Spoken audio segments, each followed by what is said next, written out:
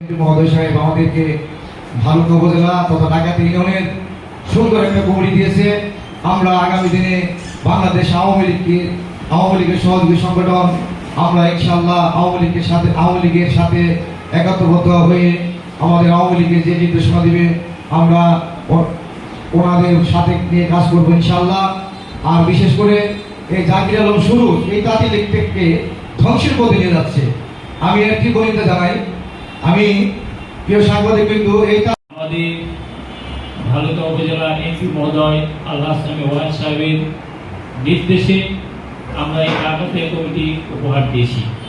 কারণ এই ডাকাতিয়া কমিটি 2018 সালে আমরা একটি আহ্বায়ক কমিটি দিয়েছিলাম জাকির আলম সুরুজ এবং মানিককে।